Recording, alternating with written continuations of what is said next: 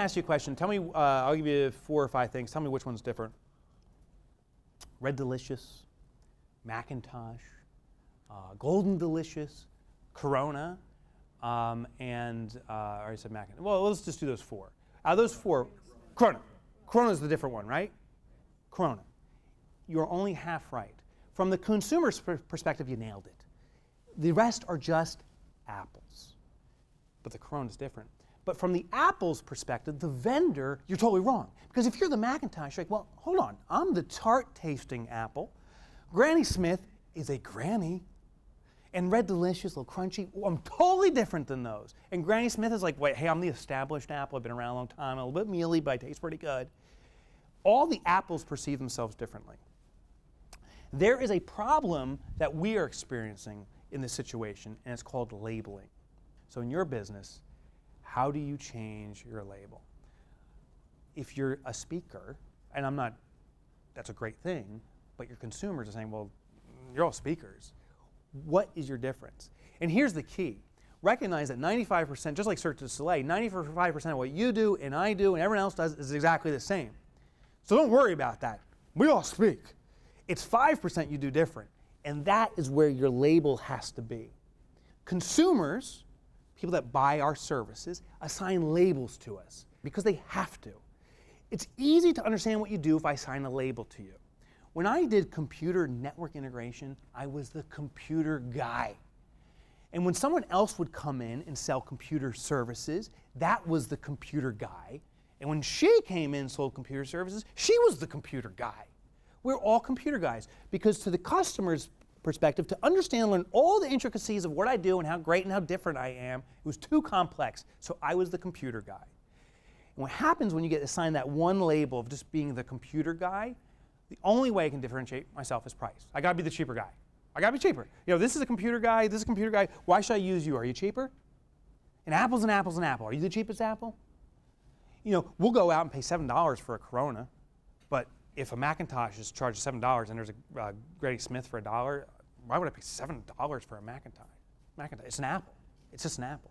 A Corona is so distinctly different that we'll pay a premium for it. And that is where your label has to be. Because if you allow people to label you with a common label that they quickly understand, they're going to put you on price. If you give them a label that breaks them and gets them asking the most important question in the world, what does that mean? Then you've opened the opportunity to explain your differentiator and sell at a premium. When my company, the first company was called Almec. We did computers. We changed our name from Computer Networks, because that was computer guys, it was basically interchangeable, to Hedge Fund Technology Specialists. That's the only thing we did. We had one client that was a hedge fund. I didn't even really know what a hedge fund was. I still kind of. We changed to Hedge Fund Technology Specialist. I appreciate the laughter. I love you. I love you. That's my comment I keep it. You. Yeah. You complete me. We said we were a hedge fund technology specialist, and when we go into a company, we'd say, oh, we're hedge fund technology specialists. They would say, what is that? They open the door. We point to our 5% differentiator. This is what we do.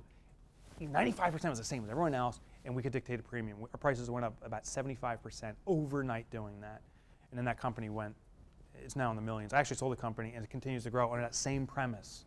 And it's an international company now. Change the label.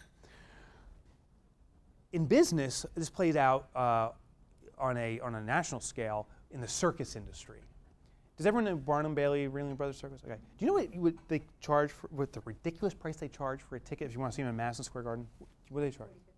Yeah, or actually more in oh yeah, for the crap seats. Yeah, yeah, $40, $50 to park your car. Yeah, they charge on average about $100 if you want to see them in Madison Square Garden. The number 2 run-up circus in this area is Big Apple Circus. Do you know they charge for the same spot for the same ticket? It's about $25, 1/4 of the amount. The reason they have to do it is Barnum Bailey has achieved incumbent status. They are the big player. If you go to Barnum Bailey, it's safe. They've been around forever. They're a big name. It's got to be a good show. Big Apple Circus, I don't know, but they are a circus, just like everything else. So I'll go if it's cheaper. They're just a computer guy.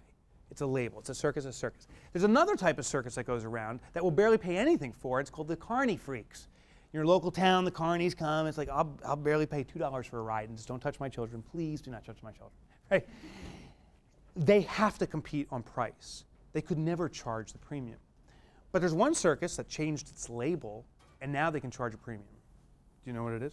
Cirque du Soleil. We all know it. Cirque du Soleil. They did the smartest thing. They gave it a different name. They don't even call themselves a circus. The circus is not even in there. It's Cirque du Soleil. It's a French word. I don't even know. From Montreal. Cirque du Soleil. And they differentiated themselves in how they present themselves. What they did, there's a great book that has a case study about this called the Blue Ocean Strategy. But what they did was they looked at Barnum Bailey, they looked at Big Apple Circus, and they said, what do people love about the circuses and what don't they like? And they said, people love animals. We love the tigers and the elephants and all that stuff. But we hate animal abuse. We don't like to see them chained up or hit. So Cirque du Soleil says, how do we implement animals without animal abuse? Well, we'll put acrobats in animal costumes and no one will know the freaking difference anyway. And we love it, right? Then they say we love the acrobatics, so we're going to ramp up the acrobatics, and we really are freaked out by the clowns, so we're going to have no clowns. And they made those simple, minor changes. They put a new label to it, and our minds, as consumers, no longer could put it in that category. They weren't just another apple. All of a sudden, they were the Corona. It's different. They're Cirque du Soleil. They're not a circus.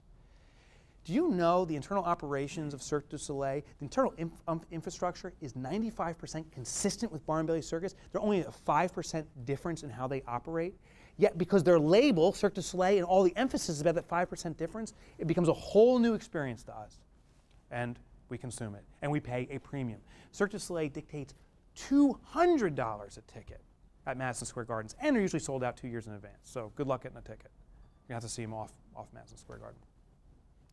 It's been my privilege to speak with you. Thank you very, very much.